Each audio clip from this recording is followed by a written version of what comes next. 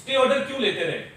आपने election commission के दायरा इख्तियार को चैलेंज किया, स्टे ऑर्डर पे स्टे ऑर्डर लिया, 6 साल इस मुकदमे को ताखीर का शिकार किया क्योंकि आपके पास अपने दिफा में कहने को कुछ नहीं था। तो ये जो फॉरेन फंडिंग आपने ली है, कोई भी सियासी जमात को कोई फंडिंग करता है तो वो इस नजरिए से करता है कि ये जमात जब बरसर इक़्तिदार आएगी तो ये कुछ ऐसे फैसले करेगी जो उस फंडिंग करने वाली लॉबी के हक में होंगे। तो आप बताइए ना, जो बाहर बैठे हैं, और हम तमाम लोगों का एहतराम करते हैं, तमाम ममालिक का एहतराम करते हैं, बट कुछ ममालिक में मौजूद जो चंद लॉबियाँ हैं जिसमें इजरायली फंडिंग नजर आती है, जिसमें भारतीय निजात अमरीकी नजर आते हैं, उनसे जो फंडिंग आपको आई है आप उसका दफा करने में नाकाम रहे हैं। तो ये जो फॉरेन फंडिंग है इसका केस आपके खिलाफ आ चुका है फैसला, और आप अपने दिफा में कुछ नहीं कह सके। वुटन क्रिकेट क्लब के हवाले से जो मामला थे उसमें भी आपके पास कोई दफा नहीं था। आपके अकाउंट में पैसे आए हैं, आपने जाती तौर पर पैसे इस्तेमाल किए हैं, जुर्म साबित है। तो ये फॉरेन फंडिंग का मामला हो, और 9 मई को जो इस मुल्क में मामला किए गए और आपने मुल्की दिफा पर जाती मफाद के लिए हमला किया, आपका पूरा खानदान उस हमले में मुलव्विस था।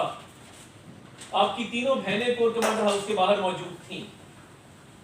आपके लीडरान को ये वीडियो चला दें साथ साथ, तो हमको दिखाएं ये जो पीटीवी के हमले से मामला शुरू हुए थे ये कहां तक पहुंचे। आपका भांजा वहां पे वर्दी की बेहरुती कर रहा था, आगे लगाई जा रही थी, और कौम को पैगाम दिया जा रहा था कि जी इनकलाब बर्पा होने लगा है, तो फौरी तौर पे जो है वो अपनी अपनी लोकेशन पर पहुंचे। आपने इंतशार की, तशद्दुद की सियासत को फरोग दिया। आपने इस मुल्क में आइन की खिलाफ वर्जी को फरोग दिया।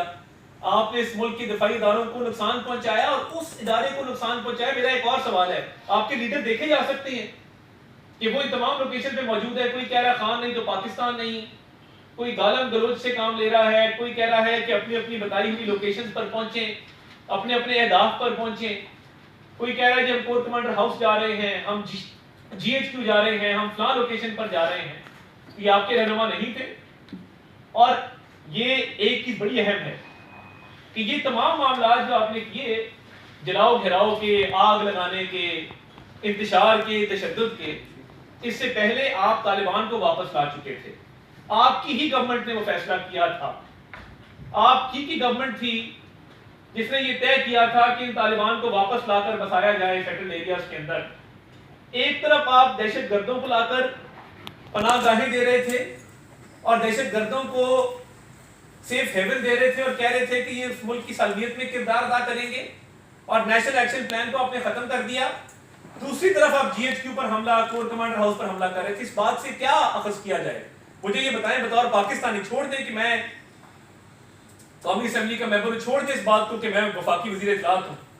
मैं बतौर पाकिस्तानी आपसे ये पूछता हूं कि मुझे ये बताइए कि आपको ये किसने इख्तियार दिया कि पहले आप तालिबान को लाकर बसाएं सेटल्ड एरियाज के अंदर, और उसके बाद ये भी चलाइएगा जो मैं बताता हूं, उसके बाद आप मुल्क की सालमियत की गारंटी देने वाले इदारा, मुल्क की दफा करने वाले इदारे पर आप हमलावर हो जाएं। आपका मकसद क्या है कि एक तरफ आप दहशतगर्दों को पनाह दे रहे हैं, दूसरी तरफ आप फौज पर हमला कर रहे हैं। तो ये आप इससे क्या हासिल करना चाहते हैं? मुल्क दुश्मनी साफ जाहिर है। किसी सियासी जमात ने आज तक ये नहीं किया। लोगों ने बड़ा बड़ा कुछ बर्दाश्त किया, आपके दौर में बर्दाश्त किया। मियां नवाज शरीफ अपनी अहलिया को बिस्तरे मौत पे छोड़ के आए, हमेशा पाकिस्तान की बात की। बेनजीर भुट्टो साहिबा की शहादत के बाद जरदारी साहब ने पाकिस्तान खपे का नारा लगाया। तो आपको इतनी क्या मुसीबत थी कि पहले दहशतगर्दों को वापस लेकर आते हैं, हमारे जितने ऑपरेशन हुए थे उसका असर जाहिर करते हैं, और उसके साथ साथ आप हसास तनसीबात पे हमले करते हैं, GHQ पे हमला करते हैं, कोर कमांडर हाउस पे हमला करते हैं, एक सोचे समझे मंसूबे के तहत। फॉरेन फंडिंग आपके पास है, यहूदी लॉबी आपको सपोर्ट करती है, आप वहां से फंडिंग लेते हैं, दहशतगर्दों को पनाह देते हैं और फौज पे हमला कर देते हैं। ये बड़ी क्लियर चेन है, इसमें कोई भाम तो नहीं है। पूरी कौम ने देखा इस चीज को। तो फॉरेन फंडिंग एस्टैब्लिश, 9 मई के हमले एस्टैब्लिश, दहशतगर्दों को वापस लाना, एस्टैब्लिश, ये सारी चीजें आपने इस मुल्क में की हैं।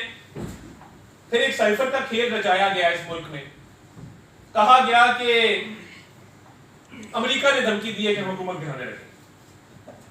वो भी केस एक तगड़ा केस है आपके खिलाफ, नाकाबिले तरदीद सबूत मौजूद है। चलाया जरा, जहां पे उन्होंने कहा था कि हमने खिलवाड़ करना है इस मुल्क के साथ, हमने खेलना है साइफर के साथ सियासी बयानिए के लिए, और वो बिल्कुल क्लियर आपकी ऑडियो मौजूद है जहां पे आप कह रहे हैं हमने खेलना है इसके साथ। और मैं ये समझता हूं कि जो आपने साइफर के साथ खेला, झूठा बयानिया खड़ा, पूरी कौम के सामने साइफर लहराया और पूरी कौम को आपने एक झूठ के पीछे लगाया कि हम कोई गुलाम है, उसके बाद आपने वहां से रेजोल्यूशन पास करवाया। आपने क्या, आपकी लॉबिंग फर्म्स वहां मौजूद नहीं थी कि आपकी लॉबिंग फर्म्स ने ये काम नहीं किया? रेजोल्यूशन वाला आप 9 महीने से इसकी फंडिंग नहीं कर रहे थे, ममनुआ फंडिंग नहीं कर रहे थे, तो आपने ये IMF वाला भी बाद में चलाएगा, मैं आ रहा हूं उस तरफ, मैंने आपको पहले कहा वो वाला चला दिया। तो मैं आपको बताना चाहता हूं कि देखिए, वो फॉरेन फंडिंग हो, वो 9 मई के हमले हो, वो साइफर के साथ खेलना हो, यानी जो हमारे अमेरिका में सफीर थे उस वक्त असद मजीद कह रहे हैं कि कोई थ्रेट नहीं था। जिन्होंने ये साइफर लिखा है, जो साइफर के ऑथर हैं, वो कह रहे हैं कोई थ्रेट मौजूद नहीं था, और आप कह रहे हैं नहीं थ्रेट मौजूद था।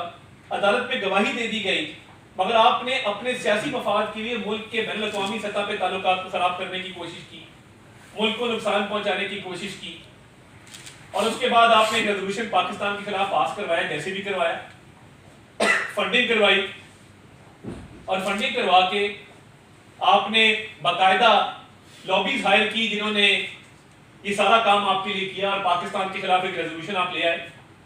तो फॉरेन फंडिंग एस्टैब्लिश्ड, 9 मई के हमले एस्टैब्लिश्ड, साइफर का केस एस्टैब्लिश्ड, अमेरिका में रेजोल्यूशन एस्टैब्लिश्ड।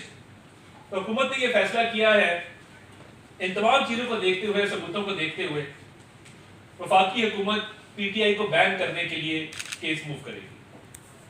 तहरीक इंसाफ पे पाबंदी लगाने जा रहे हैं, और हम ये समझते हैं कि आईन पाकिस्तान के तहत आर्टिकल 17 है जो पॉलिटिकल पार्टीज को बैन करने के हवाले से इख्तियार देता है वफाकी हुकूमत को, और ये सुप्रीम कोर्ट में मामला भेजा जाएगा।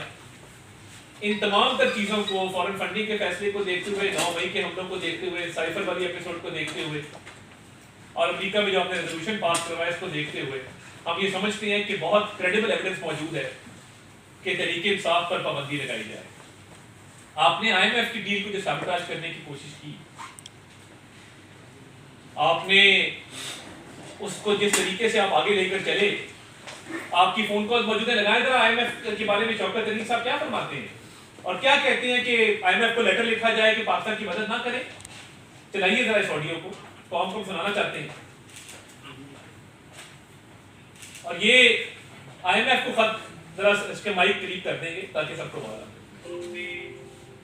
IMF को जो खत लिखा गया, और आपने जो IMF से तमाम सूबाई सुना दें। जो IMF को 750 बिलियन का जो कमिटमेंट दीजिए, आप सबने साइन कर दिया।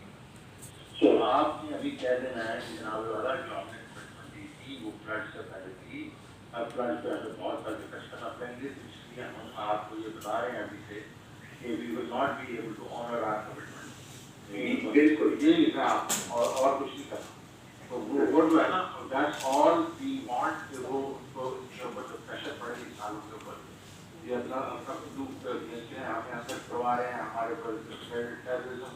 ये देखिए कि सियासी मफाद की खातिर कह रहे हैं कि IMF को लेटर लिखो, बंद करना, IMF को लेटर लिखो और पाकिस्तान को डिफॉल्ट करा दो।